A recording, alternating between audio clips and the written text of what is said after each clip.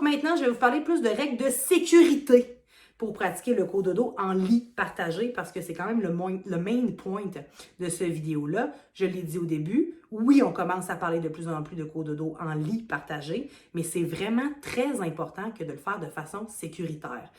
C'est une pratique qui, oui, peut être dangereuse. Je l'ai dit, il y a des enfants qui ont été blessés, il y a des enfants qui sont décédés suite à la pratique du cododo. Donc, s'il vous plaît, je vous en supplie, prenez en note ces recommandations-là et assurez-vous de les mettre en place si vous pratiquez, si votre choix est de pratiquer le cododo en lit partagé. Règle numéro 1 pour du cododo en lit partagé fait de façon sécuritaire, pas de fumée secondaire dans les maisons.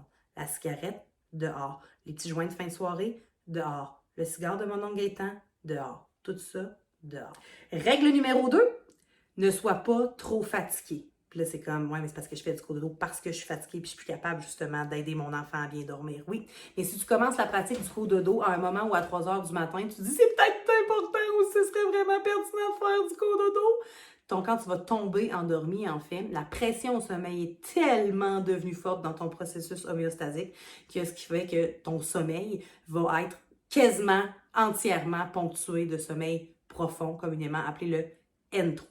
Le N3, c'est celui où tu baves, où tu ne te rends plus compte de rien. C'est ce qu'on appelle le sommeil profond. Et là, effectivement, il peut y avoir des risques pour l'héritier.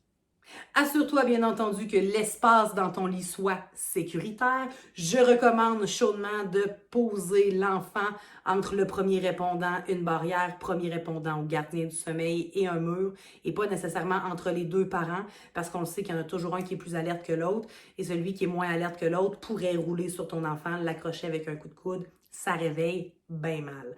Mais en même temps, pour donner un petit coup de pouce à l'autre répondant qui n'est pas nécessairement on duty sleeping sur le moment où tu le fais, peut-être prévenir quand tu arrives avec l'héritier dans ton lit, hein, parce que ça peut être un petit peu surprenant de te retourner de bord puis avoir la face de ton enfant quand même.